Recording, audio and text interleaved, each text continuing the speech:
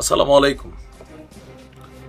আজকে মহান স্বাধীনতা দিবস, সবাইকে স্বাধীনতা দিবসের শুভেচ্ছা। বাংলাদেশকে নিয়ে যে নানান ধরনের ষড়যন্ত্র, পরিকল্পনা, তারপর ধরেন বাংলাদেশকে বিশ্বের কাছে ছোট করা, দেশ হিসেবে বাংলাদেশের মধ্যে আভ্যন্তরীণ একটা বিশৃঙ্খলা তৈরি করা, আমাদের যে আস্থা এবং শক্তির একটা প্রধান জায়গা বাংলাদেশ সেনাবাহিনীকে নিয়েও গেল কয়েক মাস যাবৎ নানান ধরনের অ্যাক্টিভিটিস চলছে।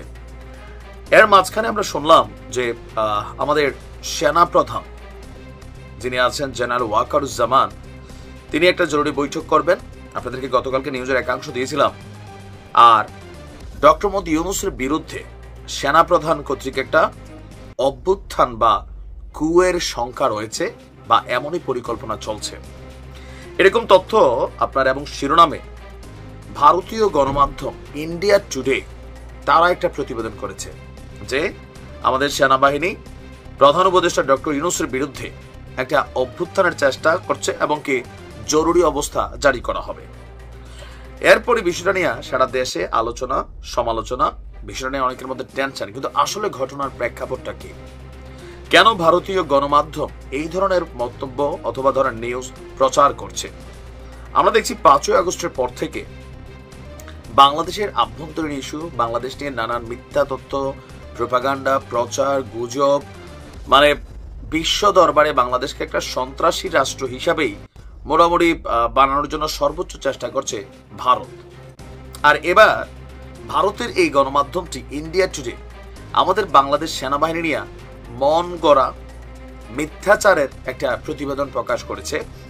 আর এটা প্রকাশের পর আমাদের সেনাবাহিনী কর্তৃক এটাকে কাউন্টার করা হয়েছে। প্রতিবাদ বার্তায় বাংলাদেশ সেনাবাহিনী তারা লিখেছে, এই প্রতিবেদনটা অবিশ্বাস্য, তথ্যগুলো বিকৃত, গুজব রটানো, পুরোপুরি মিথ্যা এবং বিভ্রান্তিকর বলে আমাদের বাংলাদেশ সেনাবাহিনী থেকে এটা বলা হয়েছে। বিজ্ঞপ্তিতে বলা হয়েছে আইএসপিআর এর যে প্রতিবেদন সেখান থেকে যে নির্ভরযোগ্য সূত্র বা যাচাইযোগ্য প্রমাণ নেই এবং এটি সম্পূর্ণভাবে ভিত্তিহীন গুজব ছড়ানোর আরেকটি প্রয়াস। আসন্ন অভ্যুত্থান সংক্রান্ত তথ্য পুরোপুরি মিথ্যা এবং বিভ্রান্তিকর। আর ভারতের গণমাধ্যম এটি প্রথমবার নয়, ইন্ডিয়া টুডে ইতিপূর্বেও বাংলাদেশ সেনাবাহিনীকে নিয়ে ভ্রান্ত তথ্য এবং মনগড়া প্রতিবেদন প্রকাশ করেছে। এর আগেও 11ই মার্চ 2025 সেনাবাহিনীকে নিয়ে এই গণমাধ্যমটা আরো একটা মিথ্যা প্রতিবেদন প্রকাশ করেছিল। তখনও সেনাবাহিনী বিষয়টাকে নিয়ে কাউন্টার করেছিল, কিন্তু দুঃখজনকভাবে তারা তাদের এই প্রয়াস আপনার কন্টিনিউ করছে। আর আমরা যদি এখানে মানে আমার মনে হয় আর কি যে জিনিসটা থেকে এখানে ঝামেলাটা পাকাচ্ছে যে হাসনাত আব্দুল্লাহর যে বক্তব্য, তারপর হচ্ছে আমাদের সরকারের উপদেষ্টা আসিফের যে বক্তব্য যে ডক্টর মোহাম্মদ ইউনূসকে বুকে পাথর চাপা দিয়া সেনাপ্রধান মেনে নিয়েছিলেন, যখন আমাদের উপদেষ্টারা এই ধরনের কথা বলে এগুলাকে পুঁজি কইরা স্বাভাবিকভাবে ভারতের গণমাধ্যম তারা তাদের যেই খেলা সেটা কিন্তু খেলছে।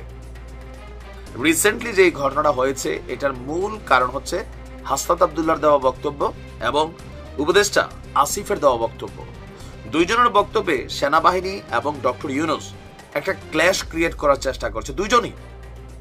এখন তাদের এই বিষয়গুলোকে স্বাভাবিকভাবে ভারত তো শুকনার মধ্যে রিপোর্ট করে দেয়। যখন এই বক্তব্যগুলো সামনে আসছে তখন তারা তাদের মতন একটা সিস্টেম দিয়ে দিছে। এরপরে আমাদের যারা অনলাইন অ্যাক্টিভিস্ট আছেন লাইক ডক্টর কনক সারোয়ার, তিনিও মাঝরাতে এসে নিউজ করলেন আগামীকালকে সেনাবাহিনীর মিটিং হয়ে যাচ্ছে, একটা বড় মিটিং হবে, দেশে জরুরি অবস্থা জারি হবে। সো মানুষের মধ্যে এই কনসেপ্টটা তৈরি হয়ে যাচ্ছে। আর যখন আমাদের দেশের মানুষরা এই ধরনের কনসেপ্ট তৈরি করে, তো পাশের দেশের গণমাধ্যম কেন নিউজ করবে না? আমরা ভারতের এই ধরনের নগ্ন হস্তক্ষেপ, সেনাবাহিনী নিয়ে, বাংলাদেশ নিয়ে যে কোনো ধরনের প্রতিবেদন যেগুলো অসত্য করা হয়, সরকারের পক্ষ থেকে কঠোর ভাষায় এটার কাউন্টার করা উচিত। আর আমরা ব্যক্তিগতভাবে এগুলোর তীব্র নিন্দা জানাচ্ছি। ভালো থাকুক প্রিয় বাংলাদেশ, প্রিয় সেনাবাহিনী, প্রিয় মানুষগুলো। আসসালামু আলাইকুম।